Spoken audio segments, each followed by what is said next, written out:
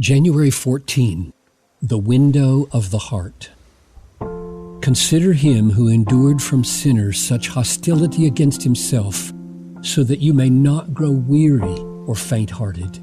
Hebrews 12:3. One of the most remarkable capacities of the human mind is the capacity to direct its own attention to something it chooses. We can pause and say to our minds, think about this and not that. We can focus our attention on an idea or a picture or a problem or a hope. It is an amazing power. I doubt that the animals have it. They are probably not self-reflective, but rather governed by impulse and instinct. Have you been neglecting this great weapon in the arsenal of your war against sin? The Bible calls us again and again to use this remarkable gift. Let's take this gift off the shelf and dust it off and put it to use.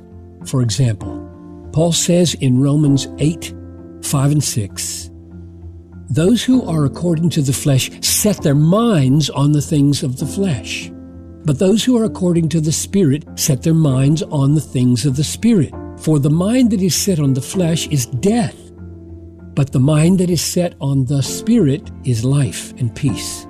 This is stunning. What you set your mind on determines whether the issue is life or death. Many of us have become far too passive in our pursuit of change and wholeness and peace.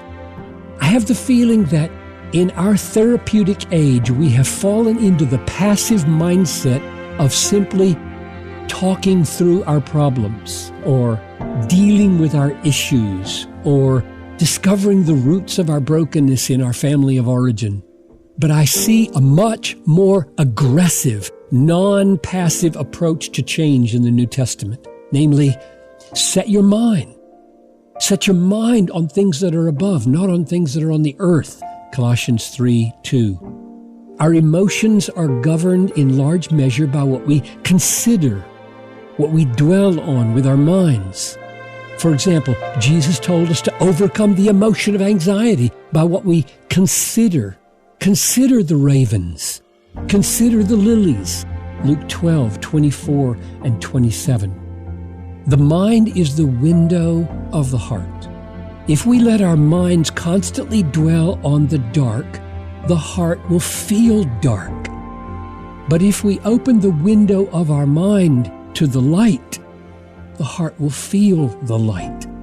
Above all, this great capacity of our minds to focus and consider is meant for considering Jesus. Hebrews 12:3. So let's do this. Consider him who endured from sinners such hostility against himself, so that you may not grow weary or faint-hearted.